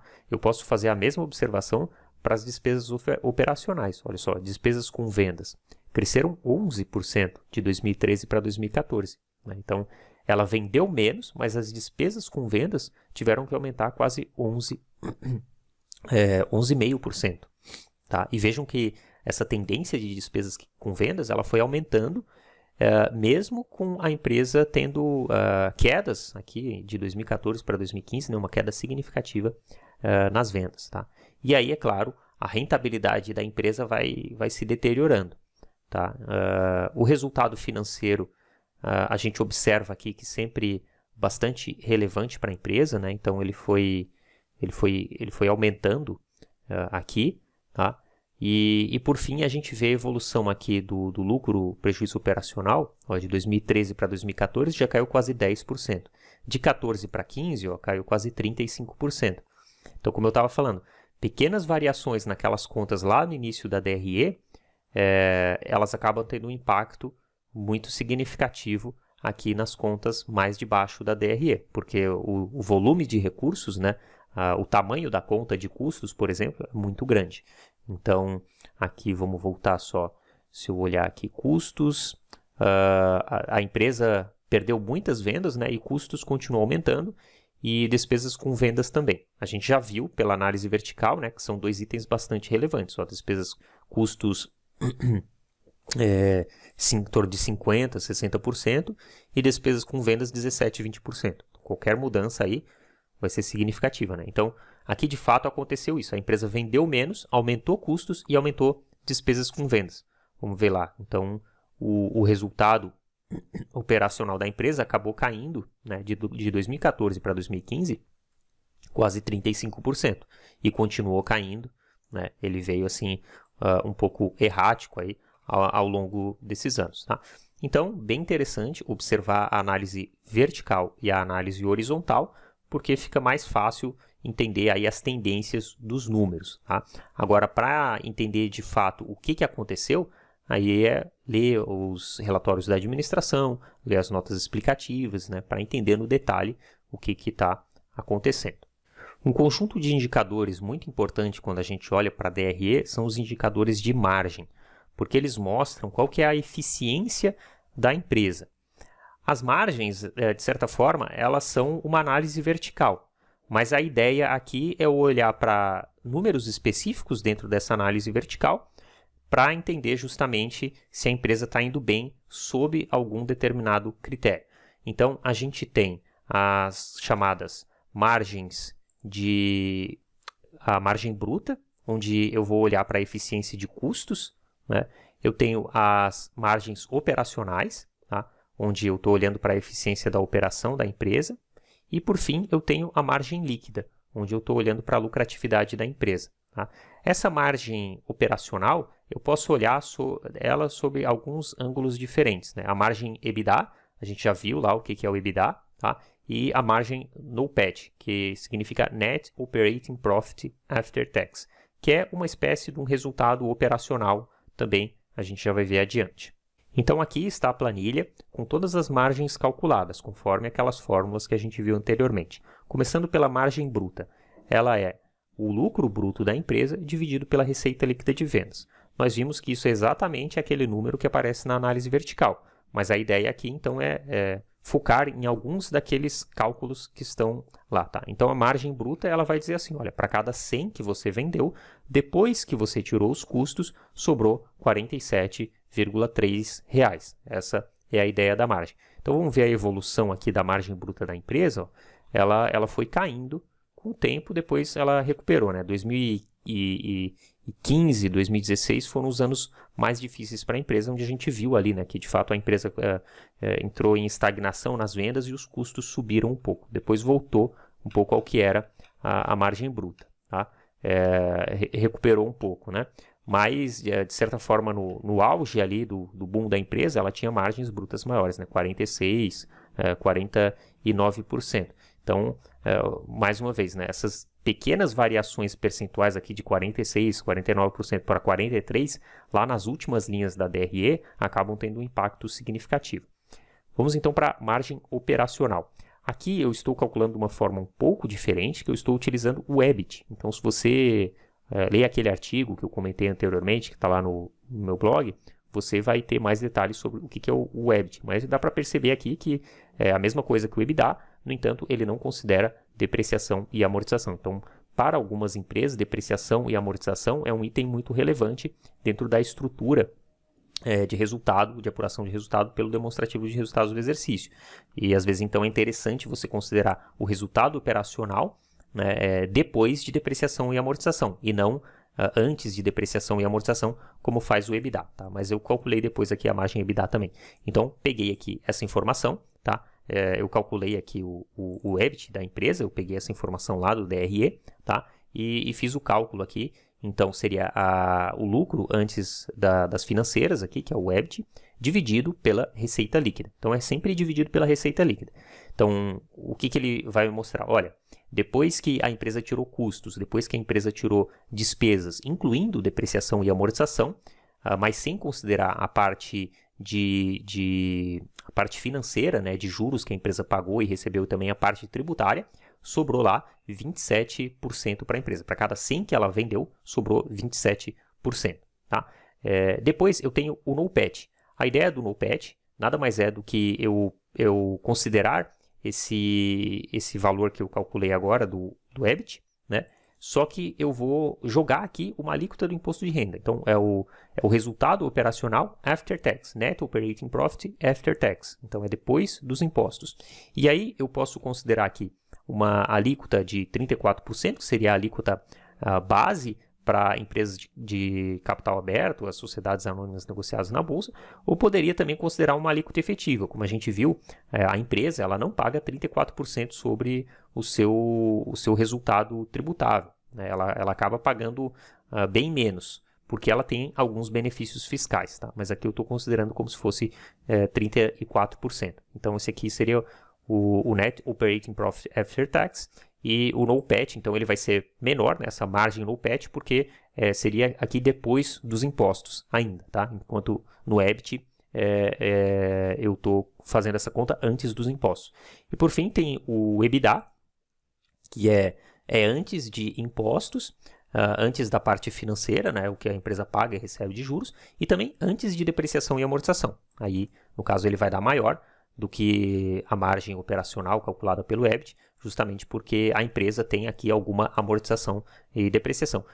Comparando esses dois números, eu vejo que não é tão relevante, né? Porque basicamente o que tem de diferença entre a margem operacional calculada pelo EBIT e a margem EBITDA, basicamente é só a depreciação e a amortização. Então eu vejo que a depreciação e a amortização não é muito relevante para essa empresa, tá? Não é isso que vai fazer a maior diferença. E por fim, eu tenho o último item, que é a margem líquida. Então, na margem líquida, eu vou pegar o lucro líquido da empresa, né, e vou dividir pela receita líquida. Então, esse aqui seria basicamente a última linha lá da DRE. Então, o que a empresa chegou lá no final? Ela vendeu. Ela pagou seus custos, pagou suas despesas, teve receitas e despesas não operacionais, teve receitas e despesas financeiras, pagou os seus tributos. O que sobrou depois de tudo isso? Sobrou o lucro líquido. Tá? Aqui, no caso da empresa em 2011, por exemplo, sobrou para cada 100 que ela vendeu, sobrou 22. E, novamente, a gente vê aqui, né, que teve uma redução significativa dessa margem líquida da empresa. Tá? E é interessante perceber, né, que proporcionalmente, né, essa redução da margem líquida foi muito maior do que a redução na margem bruta, justamente por causa dessa questão que eu comentei anteriormente da magnitude das contas, né? Então, pequenas variações na margem bruta podem causar uma variação muito maior na margem líquida da empresa, que foi aqui, de fato, o que aconteceu, tá? Então, a empresa, embora ela não tenha dado prejuízo, né? Porque se a empresa dá prejuízo, eu vou ter uma margem líquida negativa na maior parte dos casos. Não foi o que aconteceu com a Hering, a margem líquida dela diminuiu bastante. Então, para cada 100 que ela vendia lá nos melhores momentos da empresa, né? Ela conseguia ter lucro de 22 para cada 100 que ela vendia, e lá no final de 2029 esse número passou para 13,9, 14. Tá? Então foi uma mudança significativa na parte de margens aí da empresa. Então fica bem claro que a ideia dessas contas aqui nada mais é do que dar uma perspectiva da eficiência de custos da empresa, da eficiência da operação, de acordo com métricas variadas aqui, e também da capacidade de lucratividade da empresa. A gente vê que no caso da Hering, a lucratividade dela, ela se manteve lucrativa, mas essa lucratividade veio diminuindo. Por que isso aconteceu? Porque ela teve uma perda de eficiência nos seus custos e também, especialmente nas despesas de vendas, ela perdeu um pouco de eficiência aí. Bom, será que ela vai conseguir recuperar daqui para frente, considerando 2019 aí para os próximos anos? Aí isso pode ser observado, é interessante de ir observando, né, as estratégias que a empresa vai adotando, essa reestruturação que ela está fazendo, por exemplo, do ponto de vista de resgatar aquela ideia da moda básica, mas com um prêmio pelo fato dela ter um poder de marca mais forte, né, reforçar isso nas franquias, aquela ideia de lojas menores, mas com mais tecnologia, a ideia da omnicanalidade. Será que com isso, então, ela consegue mais eficiência de custos, mais eficiência na operação, ela consegue voltar à lucratividade? Então, é interessante observar isso. Olha, a gestão da empresa anuncia essas medidas. Quanto tempo vai levando para ela voltar a ter margens melhores? Isso está acontecendo? Não está acontecendo? Basicamente é isso que o investidor vai se perguntar e vai estar interessado em observar nos próximos exercícios sociais da empresa. Em linha com a ideia de margens, eu também posso estar interessado em olhar para o retorno que é obtido através do investimento que é feito na empresa. E eu posso olhar para isso através de algumas perspectivas diferentes também. Então, aqui, por exemplo, eu estou considerando o retorno sobre o patrimônio líquido, ou do inglês Return on Equity, né? Esse seria o retorno sobre o patrimônio líquido. Então, como eu mostrei para vocês anteriormente, são relações entre contas do balanço patrimonial e da DRE. Qual que é a relação aqui? A relação é o lucro líquido e o patrimônio líquido, que é o capital dos sócios. Então, a ideia de comparar essas contas é muito simples. Ora, se esse aqui é o capital dos sócios, é o dinheiro que os sócios aportaram na empresa, e esse resultado é o resultado final da empresa, ou seja, é o dinheiro que a empresa consegue gerar, esse indicador ele vai me dar uma espécie de rentabilidade para esse capital dos sócios. Então, digamos que os sócios colocaram lá 100 e o resultado num determinado ano foi 10. Ora, 10 dividido por 100, então esse resultado foi 10%. Ou seja, para cada 100 que eu coloco lá, num determinado exercício social, a empresa está gerando 10. Essa é a ideia básica, é um conceito de rentabilidade que o sócio está tendo para o capital que ele colocou lá dentro da empresa. Uma outra forma de olhar para a rentabilidade é, em vez de eu considerar o lucro líquido da empresa, eu considerar o resultado da operação da empresa. Tá? Agora, para eu usar o resultado da operação da empresa, eu não vou comparar somente com o capital que os sócios colocaram na empresa. Eu vou comparar com o capital total alocado na empresa. Então, eu posso fazer a conta do passivo mais o patrimônio líquido, ou posso fazer a conta com o total do ativo. Tá? Por que isso? Porque o lucro líquido, como a gente viu, ele é o lucro, ele é o que sobra depois que a empresa pagou todos os juros que são devidos para o capital de terceiros. Tá? Para o capital de terceiros. Então, faz sentido eu comparar esse lucro líquido aqui com o patrimônio líquido. Quer dizer, existe uma relação direta entre esses dois caras aqui, o lucro líquido e o patrimônio líquido. Agora, o resultado antes do resultado financeiro, ele pertence a toda a empresa. Quer dizer, esse resultado aqui é o resultado que vai remunerar tanto esse capital aqui, quanto esse capital aqui. Tá? Porque depois desse resultado, eu vou tirar a parte de juros que são receitas e despesas financeiras, e também vou tirar a parte, no caso o que sobra, né, que é o que cabe aos sócios. Tá? Então, faz sentido eu comparar o lucro líquido com o patrimônio líquido, e faz sentido eu comparar o resultado antes da parte financeira da empresa com o total de capital alocado na empresa. Então, aqui eu estou comparando o que sobra para os sócios com o que os sócios aplicaram. Aqui eu estou comparando o que sobra para os credores da empresa, capital de terceiros, e para os sócios, com o total do capital alocado. Tá? Essa é a lógica. Então, isso se chama retorno sobre os ativos, ou Return on Assets. Tá? Então, é o retorno sobre os ativos. Então, como a gente viu, o ROI ele vai mostrar se o resultado foi bom em relação ao investimento dos sócios. E o ROA, Return on Assets, vai mostrar se o resultado foi bom em relação ao investimento total feito na empresa. Esse é o conceito básico. Existe um outro conceito de rentabilidade que é mais elaborado, chamado Return on Invested Capital, ou retorno sobre o capital investido. Esse conceito ele tem uma fórmula que varia um pouco mais em relação às fórmulas mais tradicionais do ROI e do ROA. Mas o conceito aqui é que eu vou olhar para o ativo, mas somente para o ativo operacional da empresa.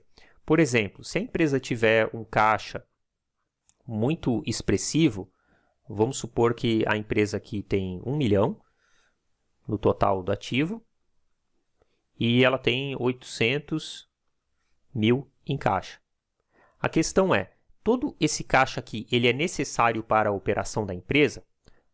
Pode ser que não. Então, eu não vou considerar o caixa ou o total do caixa como um ativo operacional. Então, a ideia é fazer alguns ajustes para chegar nesse ativo operacional e aí eu vou comparar esse ativo operacional com aquele NOPAT que eu comentei anteriormente, que é o Net Operating Profit After Tax. Então, seria o EBIT, né?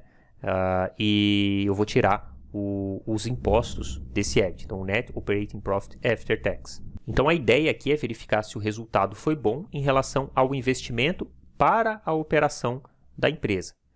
Então o NOPAT é o resultado antes do pagamento dos juros e depois do pagamento de impostos. Ele pertence à empresa, ou seja, ele pertence tanto a quem está financiando a empresa via dívida, quanto quem alocou capital, os sócios, via patrimônio líquido. O Invested Capital é o capital necessário para a empresa realizar sua operação. Então, tanto o capital de giro quanto o capital fixo, ou seja, a alocação em máquinas, equipamentos. Tá? E como eu falei, esse indicador ele depende de uma série de ajustes. Eu não vou entrar tanto nesse detalhe, mas para vocês conhecerem que existe também, ele é muito comentado por analistas, investidores, que é o Return on Invested Capital. Então, voltando aqui à nossa planilha, nós temos o cálculo desses indicadores. É interessante observar que o ROI, ou todos os outros indicadores, eu posso considerar o cálculo desses indicadores, né, em relação a um patrimônio líquido de períodos distintos. Então, eu posso, por exemplo, pegar o patrimônio líquido do início do exercício social e comparar com o lucro líquido daquele exercício. Né? Então, eu tenho o patrimônio líquido de qual momento? E geralmente, tá, seria o mais recomendável seria considerar um patrimônio líquido médio. Tá? Então, por exemplo, aqui eu vou calcular o ROI pelo PL médio. Eu vou comparar o lucro líquido de 2018 dividido pelo patrimônio líquido, né, pela soma do patrimônio líquido de 2007 e 2008, dividido por 2. Tá? Então, eu vou pegar uma média do patrimônio líquido. Porque qual que é a lógica aqui? Esse é o capital que os sócios aportaram na empresa, certo? E a empresa teve aquele resultado em 2008. Mas esse resultado ele foi gerado com base no quê? Com base no capital que os sócios aportaram no início do período ou no capital que tinha aportado no final do período. Então, pode ser que nesse meio tempo aí os sócios tenham aportado novos recursos. Então, é interessante sempre utilizar a média, ou pelo menos tomar esse cuidado de observar se tem uma variação muito grande no patrimônio líquido de início e de final do período. Tá? Mas geralmente se utiliza a média. Então esse aqui seria o ROI com base no início do período e esse aqui com base na média. Né? Utilizar o patrimônio líquido do final do período, ou seja, eu calcular o ROI, em vez de considerar esse patrimônio líquido, né, de 2007, que seria o do início de 2008, considerar o de 2008, que seria o do final de 2008, já não faria tanto sentido, né, porque esse aqui era o capital que estava alocado no final do exercício. Eu estou dizendo que a empresa teve aquele resultado durante o exercício, né, no período anterior. Então, eu tenho que ter esse cuidado. Tá? Então, ROI é lucro líquido sobre o patrimônio líquido, né? Eu vejo aqui, de novo, a gente já viu isso olhando para as margens, né? Que a situação da empresa se deteriorou. Então, ela passou de um ROI lá em torno de 40% para um ROI de 16%. Tá? Se eu pegar o ROA, eu vou ver uma situação semelhante. Né? Aqui, eu estou vendo a rentabilidade do capital empregado na empresa como um todo. Tá? Então, é a mesma consideração aqui. Eu vou ter que tomar cuidado qual ativo que eu vou considerar, o ativo do início do período ou o ativo médio. Então, aqui, por exemplo, eu estou calculando pelo ativo médio. Então, a empresa passou de um ROA de 19%, 30% para um ROA aqui de 10%, 12%. Tá? E aqui, por sua vez, o ROIC. Tá? Então, o que eu estou considerando aqui como Invested Capital? Tá? Está sendo considerado os ativos totais da empresa, menos a conta fornecedores e menos a conta de caixa. Tá? Como eu falei, isso aqui poderia ser refinado de uma maneira mais elaborada, tá? Mas a lógica aqui é que eu vou considerar somente o capital necessário para a operação da empresa. Tá? Então, eu vou tirar esse valor aqui de fornecedores, porque não é um dinheiro da operação da empresa, e eu vou tirar o caixa também em relação aos ativos totais. Tá? Então, esse aqui é o capital investido, né, na empresa. Fornecedores, né, só para deixar bem claro, eu estou tirando porque esse dinheiro não é um dinheiro nem dos sócios, nem dos credores da empresa. Né? É simplesmente um prazo que o fornecedor está dando para a empresa pagar. Então, não é um capital investido. Né? E o caixa é mais ou menos aquela lógica que eu comentei anteriormente. Como essa empresa ela tem um excesso de caixa, todo esse caixa que a empresa tem, ele não é necessário para a operação da empresa. É claro que aqui poderia ser feito um ajuste mais detalhado, e não simplesmente excluir todo o caixa, porque uma parte do caixa é necessária para fazer esse giro da operação da empresa, mas com certeza muito menos caixa do que isso. Tá? E aqui está sendo calculado o ROIC com base no EBITDA, mas eu poderia calcular o ROIC com base no NOPAT, né, como eu já mostrei ali na fórmula anteriormente, mas aqui está sendo calculado com base no EBITDA. Então, eu já calculei o EBITDA anteriormente, né, não vou focar nisso aqui, mas aqui está mostrando o ROIC. Né? Então, claro, o ROIC ele vai acabar sendo maior do que o ROA, né, porque eu tirei algumas coisas.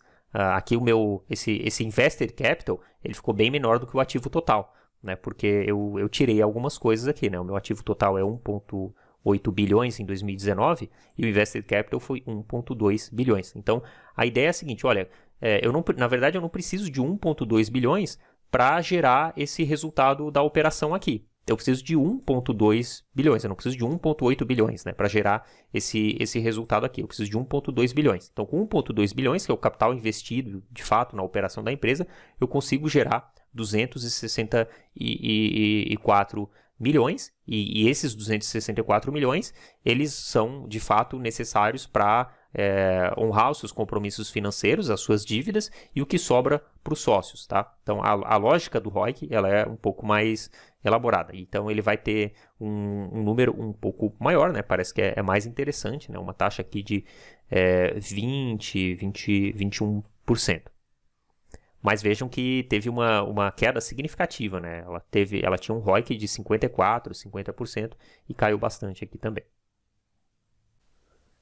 Um outro conjunto de indicadores interessantes de se olhar e relacionado ao assunto que a gente falou de capital de giro, quando a gente viu lá o balanço patrimonial, é a questão de giro do ativo. Tá? Então, eu só deixei para mostrar esses indicadores agora porque eles são baseados também em informações da DRE. Então, eu tenho aqui o giro do ativo, por exemplo, que é a receita líquida dividido pelos ativos, o giro dos estoques, que é o custo da mercadoria dividida sobre os estoques, e o giro das contas a receber. Então, isso aqui está associado àquela ideia do quanto de dinheiro que a empresa precisa e do quão produtiva a empresa é. Né? Então, se eu tenho, por exemplo, 100 de ativos e todo ano eu consigo gerar 50 de vendas, tá? Então, essa ideia aqui de giro do ativo, tá? Então, eu tenho uma empresa que tem 100 de ativos e gera 50 de vendas, tá? Eu tenho uma outra empresa que tem 100 de ativos, mas gera 10 de vendas. Então, eu tenho situações de giro do ativo aqui que são bem diferentes, né? Aqui, a empresa está girando o ativo muito mais. Então, seria uma empresa mais produtiva aqui.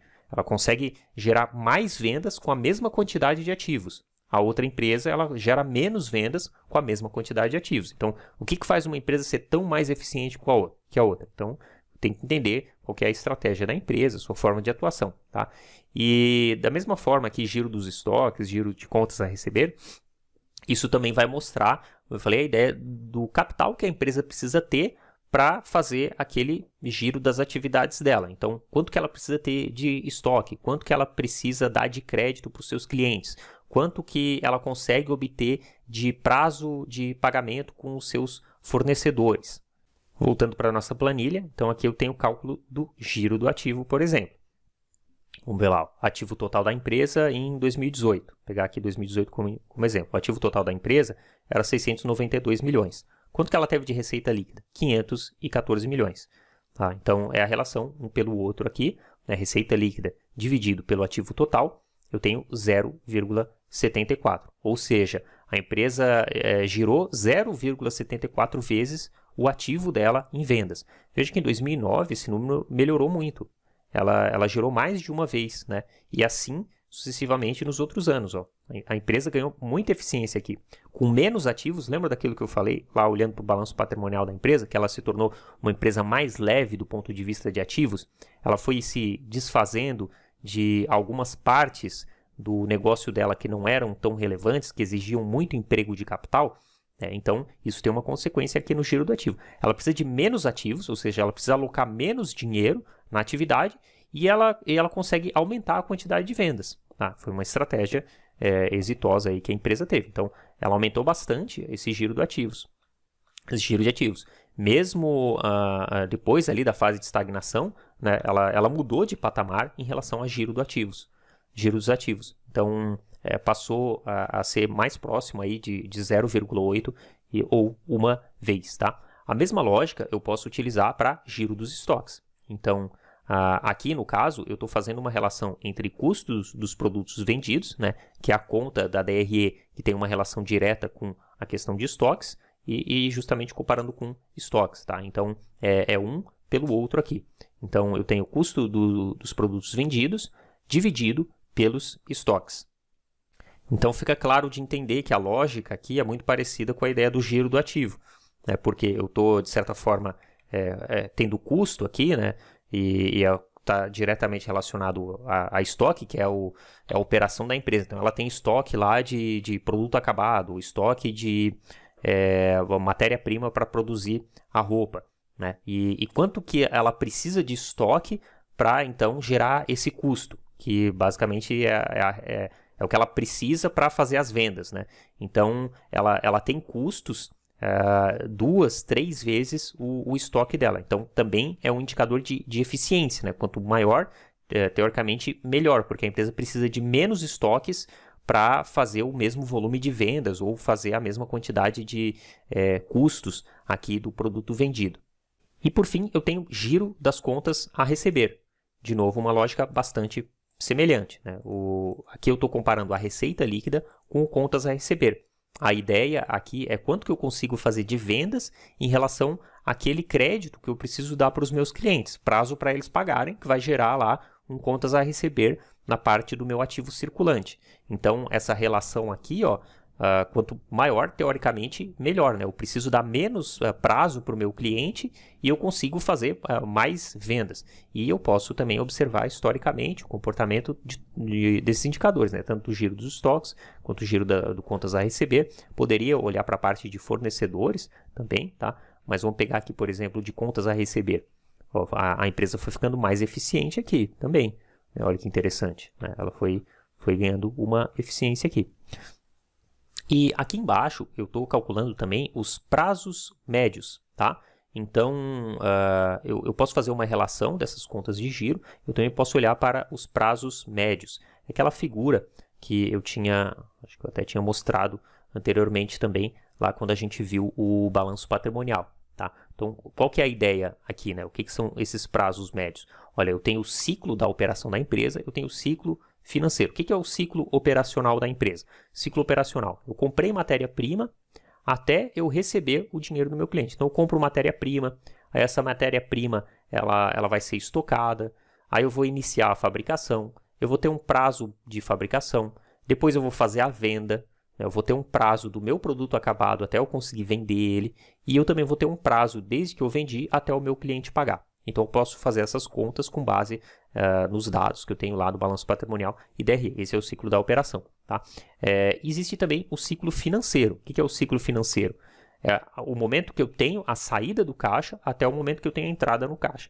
Então, eu comprei matéria-prima, mas o meu fornecedor me deu um prazo para eu pagar. Eu não preciso pagar ele hoje. Tá? Então, eu vou ter esse prazo aqui que o fornecedor me dá. Tá? O prazo médio de pagamento dos fornecedores. E eu tenho o ciclo econômico também. O que é o ciclo econômico? É o que interessa para a DRE. É o momento da compra da matéria-prima, não necessariamente o pagamento, mas da compra, o fato gerador, até o momento da venda, não necessariamente o recebimento, mas o momento, fato gerador, lá eu emiti a nota fiscal da venda. Tá? Então, eu posso calcular aqui esses prazos médios, né, com base nessas contas que eu tenho do balanço patrimonial e da DRE. Então, eu vou calcular aqui, por exemplo, dias em contas a receber. Vai ser uma relação, tá, entre o contas a receber de clientes, que está lá no ativo circulante, e a receita líquida. Então, é o contas a receber dividido pela receita líquida vezes 360. Então, estou multiplicando, poderia ser por 365, tá? Que seria o ano completo, 360. Então, depende aí do tipo de calendário que você vai utilizar. Mas, geralmente, se utiliza 360 ou 365 dias, tá? Então, ele vai me dar essa ideia em dias, né? Quantos dias, em média, leva para eu receber as contas, né? Então, eu faço a minha venda para o cliente, mas quantos dias leva para eu receber aquele dinheiro que eu fiz de venda. Então, aqui a gente vê que esse número ele foi diminuindo. Tá? Então, se ele for diminuindo, isso é bom para a empresa. Depois ele até voltou a aumentar, ficou mais ou menos estável aí. Então, quanto mais dias leva para eu receber do meu cliente, mais dinheiro eu preciso deixar lá parado em contas a receber, e esse dinheiro ele deixa de ser aplicado em outras coisas. Tá? É prazo que eu estou dando para o meu cliente. Vamos ver aqui, ó, dias de estoque. Então, a lógica aqui é eu pegar o valor do estoque, né, e dividir pelo custo dos produtos vendidos multiplicado por 360. Tá? Então, quantos dias o produto fica lá parado em estoque. Então, aqui, quanto menos dias, menor. Então, de certa forma, aqui é um pouco... quanto menos dias, melhor. Né? Então, de certa forma, aqui é um pouco a lógica inversa do que a gente viu aqui do giro. Né? Aqui eu estou vendo em dias, então quanto menos dias o produto fica lá parado em estoque, melhor. E aqui eu posso ver também, né, que houveram variações, ó, dias em estoques aumentou bastante, então isso é ruim para a empresa. Né? Claro que para algumas empresas é pior do que para outras. Se tem uma empresa na área de moda, não no caso talvez dessa moda básica, mas uma moda mais fast fashion, né, que é aquela moda que está sempre mudando, ficar com o produto lá encalhado em estoque pode significar que lá na frente eu vou ter que dar descontos, eu não vou conseguir vender aquele produto. Né? Eu achava que ia vender muito no inverno, passou a estação, eu fiquei com um monte de produto de inverno encalhado e já estamos no verão. Não vou conseguir vender, vou ter que dar um desconto muito grande. Tá? E aqui, dias de fornecedores. Então, mesma coisa. Eu vou comparar aqui fornecedores com custos dos produtos vendidos, porque é a mesma lógica de estoques, né? Então é a conta que tem mais relação com fornecedores e a custos dos produtos vendidos. Porque assim como eu tenho um prazo, né, que o meu dinheiro fica lá alocado, fica parado no estoque, né? Eu também tenho um prazo que o meu fornecedor me dá para eu pagá-lo. Então essa é a lógica aqui. E aqui, então, eu tenho... A lógica aqui é que quanto maior for esse tempo, melhor. Né? Eu tenho mais tempo para pagar para o meu fornecedor. Então, é o dinheiro que eu não preciso desembolsar hoje, eu vou desembolsar somente mais à frente. Tá? Então, eu poderia, com base, né, nessas informações aqui, justamente chegar nesses prazos médios. Tá? Eu não vou entrar tanto nesse detalhe aqui, mas a lógica, basicamente, é essa dessas informações. E para fechar essa análise de indicadores com base nas informações da DRE e também olhando para o que a gente já viu lá para o balanço patrimonial, é interessante esse conceito de direcionadores da rentabilidade. Então, basicamente, a rentabilidade ela é obtida através de 3 direcionadores. O tanto que a empresa consegue de margem, então a gente viu lá, por exemplo, a margem líquida ou a margem operacional, e existem empresas que trabalham de formas diferentes. Então, uma empresa ela pode ter uma estratégia de vender muito, mas ter uma margem baixa. Ela vai gerar um determinado resultado, um lucro lá no final. Uma outra empresa ela pode ter uma estratégia de vender pouco, mas ter uma margem muito alta. Então, empresas que põem o preço do seu produto de forma mais premium, né, elas vão ter um preço maior, mas provavelmente vão vender menos. Empresas que põem o preço do seu produto numa faixa mais baixa, provavelmente elas vão vender mais, mas a margem que elas têm nesse preço é menor. Tá? Então, essa é a ideia de olhar para a margem e também para o giro, que é justamente essa velocidade de vendas. Então, margem e giro, elas interferem na rentabilidade. E um outro ponto que interfere na rentabilidade, no caso, para os sócios da empresa, né, é o tanto de recursos de terceiros que está sendo alocado na empresa, porque esse recurso de terceiro é um dinheiro que o dono da empresa não está colocando lá. Então, se a empresa tem uma rentabilidade interessante que é maior do que o custo de capital desse crédito que a empresa obteve, né, ela pode alavancar aí o seu resultado para o acionista, né? Por isso se chama alavancagem financeira. Então, esses 3 componentes vão direcionar a rentabilidade. Olha só que interessante. Se eu pegar a fórmula do ROI, né, que é lucro líquido sobre o patrimônio líquido, eu posso deduzir ela justamente naqueles 3 componentes. Tá? Então, lucro líquido sobre receita líquida é a ideia de margem líquida que nós acabamos de ver. Tá? Então, lucro líquido sobre receita líquida. Então, como eu falei, tem empresas que trabalham para ter uma margem mais alta, tem empresas que trabalham para ter uma margem mais baixa. Isso não quer dizer necessariamente que é ruim, porque a empresa pode ter justamente um giro diferente, tá? Giro dos ativos que a gente viu, receita líquida sobre ativos, tá? Então, a empresa pode trabalhar com uma ideia de margem líquida baixa, mas um giro de ativo mais alto. Isso vai dar pode dar um ROI alto também. E por fim, aqui eu tenho a ideia da alavancagem financeira, certo? Então, o tanto que a empresa tem, aqui é aquele indicador de estrutura de capital, né? O tanto que a empresa tem de ativos, ou poderia chamar isso aqui também de passivo mais patrimônio líquido, em relação ao capital dos sócios. Tá? Então, isso aqui é a estrutura de capital da empresa. Então, se a empresa tem mais capital dos sócios ou menos capital do sócio, né? Se ela tem mais dívida, então ela está mais alavancada. Se ela tem menos dívida, então ela está menos alavancada. Então vejam que se eu desagrupar o ROI nesses 3 aqui, né, eu vou chegar justamente no ROI. Essa é a lógica que eu quero mostrar para vocês. Né? Então eu posso cortar aqui receita líquida com receita líquida, ativos com ativos, e justamente o que vai sobrar é o lucro líquido dividido pelo patrimônio líquido, que é a nossa fórmula do ROI. Tá? Então, eu posso dividir o ROI nesses 3 componentes e olhar para eles de forma separada, para ver o que está, de fato, gerando esse retorno para os acionistas da empresa. Para ilustrar esse conceito, também estou fazendo outra coisa bem interessante, que é eu utilizar outras empresas que atuam no mesmo setor. Então, eu estou comparando aqui a Hering com a Renner e a Riachuelo. Vamos olhar aqui para a margem líquida, por exemplo. Então, a Hering, que é essa linha azul, né, eu estou observando que a Hering ela sempre teve uma margem líquida maior. Tá? Agora, se eu olhar para giro do ativo, né, eu vejo que a Renner, lá no início dessa série aqui, que é 2005 até 2019, ela tinha um giro do ativo maior e ela foi diminuindo. Tá? No caso da Riachuelo também foi diminuindo. Teve uma tendência aí, né? Parece que de perda de eficiência das empresas. É claro, se eu pegar esse período que a gente já viu ali, 2013 até 2019, foi um período de estagnação, especialmente eu acho que 2013 até 2017, foi um período de estagnação econômica. Né? Então, a empresa ela não consegue se desfazer rapidamente dos seus ativos e equilibrar, ou às vezes nem tem condições de fazer isso. Né? Ela não pode vender lá as suas lojas, o seu espaço físico. porque isso seria talvez muito arriscado, né? A partir do momento que você tem a recuperação da economia, ela teria que repor todos esses ativos, essas lojas. Então, isso vai diminuindo aqui a eficiência de giro do ativo, tá?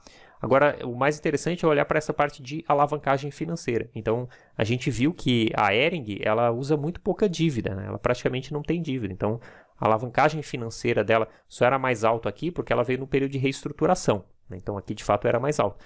Mas depois que ela se reestruturou, ela praticamente não usou dívida. Até provavelmente pelo fato de ser uma empresa familiar, né? É natural que empresas familiares sejam mais avessas aí a contrair dívida, tá? Mas a Renner não, ela sempre trabalhou com uma alavancagem financeira maior. A gente vê claramente isso. E aí, se eu calcular o retorno sobre patrimônio líquido, né? Então o retorno sobre patrimônio líquido, ele pode ser dividido nesses 3 componentes, como a gente viu: margem líquida, giro do ativo e alavancagem financeira. Ó. Se eu pegar o retorno sobre patrimônio líquido, a gente vê que a Renner, ela trabalhou muito melhor ao longo do tempo esse seu retorno sobre patrimônio líquido. Seja em algum momento aumentando a alavancagem financeira, melhorando a sua margem líquida, ela consegue um retorno sobre patrimônio líquido muito mais estável ao longo do tempo. Diferente da Hering, né, que ela teve esse grande boom aqui, mas depois também uma grande queda. Então, se você olhar para o preço das ações dessas empresas, você vai ver um sobe e desce muito mais intenso para a Hering do que para a Renner, por exemplo. Então, todos esses cálculos de direcionadores estão também na nossa planilha, mas é isso que eu acabei de comentar com vocês ali na tela do slide. Espero que vocês tenham gostado, desejo bons estudos e até a nossa próxima aula. Tchau!